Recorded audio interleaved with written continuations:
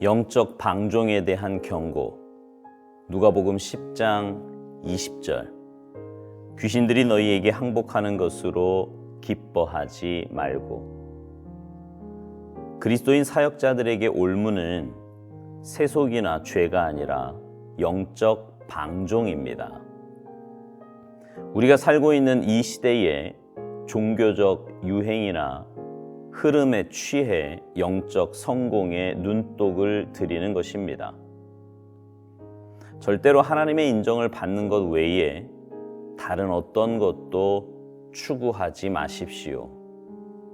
그런즉 우리는 그의 치욕을 짊어지고 영문 밖으로 그에게 나아가자. 히브리서 13장 13절. 예수님께서는 제자들에게 성공적인 사역으로 인해 기뻐하지 말라고 하셨지만 대부분의 사람들은 이 한 가지로만 기뻐하는 것 같습니다. 우리는 상업적인 관점을 가지고 있습니다. 얼마나 많은 영혼들이 구원을 받았고 거룩하게 되었는가를 계산하면서 하나님께 감사하고 이제 모든 것이 잘 되어 간다고 흥겨워합니다. 그러나 우리의 사역은 하나님의 은혜가 기초를 놓은 곳에서 시작합니다. 우리는 영혼을 구원하기보다 그를 제자화해야 합니다. 구원과 죄 씻음은 하나님의 주권적인 은혜의 사역입니다. 주의 제자로서 우리의 사역은 사람들이 전적으로 하나님께 순복할 때까지 그들의 삶을 제자화하는 것입니다.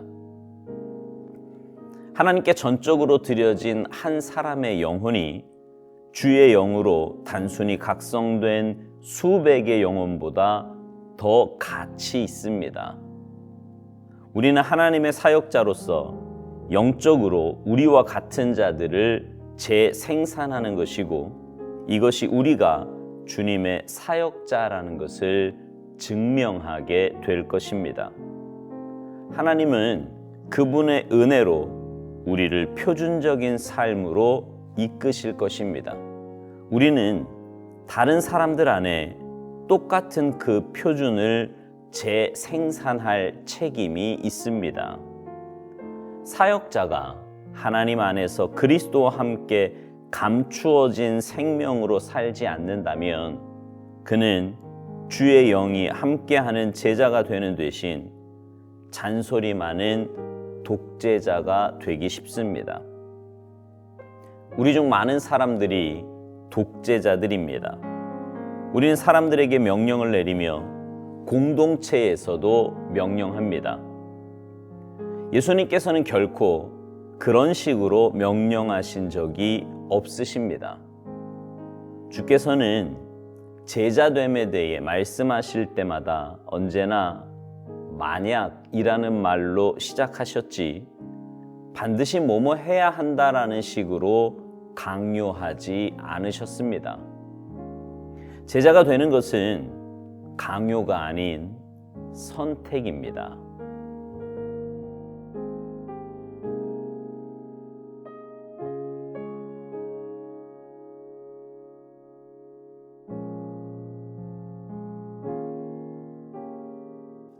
하나님의 일에는요, 늘 놀라운 역사가 나타납니다. 왜냐하면 하나님이 하시는 일이기 때문에 그래요.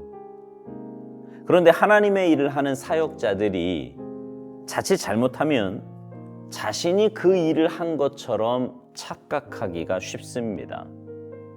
그래서 하나님의 놀라운 역사가 나타났을 때 영적으로 교만에 빠지기도 하고 오늘 묵상의 제목처럼 영적 방종에 빠지기도 합니다.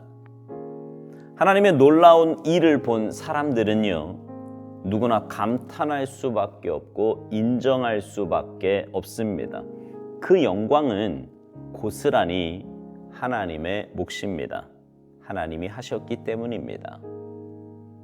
사역자는요, 그저 도구로 쓰임받았을 뿐입니다. 도구로 쓰임받았다는 것은 다시 말하면 하나님께 인정받았다는 것에 감사하며 기뻐해야 하는데 사람들의 인정에 신경 쓰며 그것에 더 큰 기쁨을 갖는다면 그건 뭔가 잘못되어도 한참 잘못된 일입니다. 예수님은 오병이어의 기적 후에 제자들을 재촉하셔서 바다 건너편으로 보내시는 것을 볼 수 있습니다. 자, 여러분 한번 상상해 보세요. 보리떡 5개와 물고기 2마리로 남자만 5,000명을 먹였으니 그것을 나누어 준 제자들의 마음이 어떠했겠습니까? 그 제자들을 바라보는 사람들의 시선은 또 어땠을까요? 교만에 빠지기 딱 좋은 상황 아닙니까? 그래서 주님은 그 상황을 너무나도 잘 아셨기에 제자들을 재촉해서 그 현장을 떠나게 하신 것입니다. 또한 예수님은 70인을 따로 세우셔서 친히 가시려는 각 동네와 각 지역으로 둘씩 앞서 보내셨습니다. 그들이 돌아와 예수님께 주의 이름으로 귀신들이 항복한 것에 대해 기쁨으로 보고를 합니다.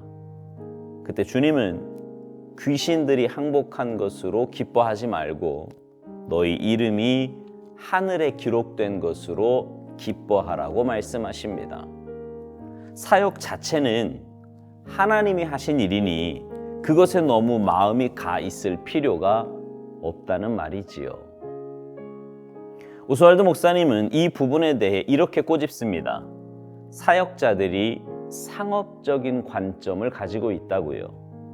얼마나 많은 영혼들이 구원받았고 거룩하게 되었는가를 계산하면서 하나님께 감사한다는 말입니다. 이 글을 보면서요, 제가 처음 이 교회에 왔을 때가 생각이 났습니다. 그때는 어떻게 해서든지 교인의 수가 늘어야 한다는 강박관념이 있었던 것 같습니다. 그래서 매 주일 예배 시간마다 숫자를 세게 했고요. 인원의 많고 적음에 따라 일희일비했었습니다. 하지만 그것은 건강한 사역자의 모습이 아닙니다. 구원은 전적으로 하나님의 영역입니다. 부흥도 전적인 하나님의 주권입니다. 사역자가 해야 할 일은 참된 제자를 만드는 거예요. 그래서 우리 교회 표어가 주님 닮은 제자 되어 제자 양육하는 교회입니다. 여기서 양육하는 제자는 주님 닮은 제자로 만든다는 거예요. 주님 닮은 제자가 되어야 참된 주님의 일꾼이 될 수 있기 때문입니다. 오스왈드 목사님은 이렇게까지 표현을 합니다. 하나님께 전적으로 드려진, 그러니까 주님 닮은 한 사람의 영혼이 주의 영으로 단순히 각성된 수백의 영혼보다 더 가치가 있다고요. 그러면서 그는 우리가 하나님의 사역자로서 영적으로 우리와 같은 자들을 재생산하는 거고요. 이것이 우리가 주님의 사역자라는 것을 증명하게 될 것이라고 말합니다. 주님 닮은 제자를 만드는 것이 주님의 사역자가 할 일이라는 거지요. 다시 한번 말씀드리지만 구원도 부흥도 전적인 하나님의 영역입니다. 하나님께서 영혼을 보내주실 것이고, 그러면 우리는 그 영혼들에게 주님을 따라가는 삶이 어떤 삶인지, 신앙인의 삶이 어떤 것인지를 가르쳐주고 보여주며 그런 삶을 살 수 있도록 도와주어야 하는 것입니다. 도구는요, 말이 없습니다. 무슨 말이냐 하면 나는 주님의 도구로 쓰임받은 존재일 뿐이라고 자신의 정체성을 올바로 자각하는 사람은 다른 사람의 모습에 대해 이렇다 저렇다 평가할 일이 없다는 말입니다. 그러나 자신이 그 모든 것을 했다고 생각하는 사람은 말이 많아요. 다른 사람의 모습을 보며 어느새 재판관이 되어 있습니다. 오스왈드 목사님은 아주 재미있는 표현을 썼어요.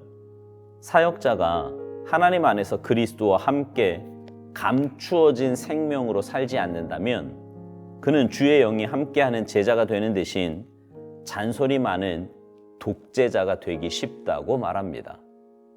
그러면서 그는 우리 중에 많은 사람이 독재자라고 이야기를 합니다. 사람들에게 그리고 공동체에 명령을 내린다는 것이지요. 인격적인 주님은요, 그렇게 하신 적이 없습니다. 주님은 늘 사람들로 하여금 선택하게 하셨습니다. 그리고 그 선택에 대한 책임은 반드시 본인이 지는 것입니다. 여러분은 어떤 삶을 살고 있습니까? 독재자입니까? 아니면 참된 제자입니까? 하나님의 인정을 사모하며 삽시다. 하나님께 인정받는 걸 사모하며 살자고요. 그리고 주님의 역사하심에 나는 그저 도구로 쓰임받았음을 깨닫고 어떤 상황에서도 영적 방종에 빠지지 않도록 날마다 나를 쳐서 복종시킵시다.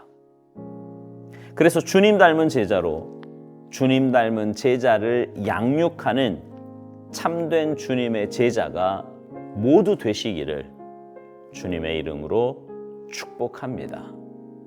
아멘.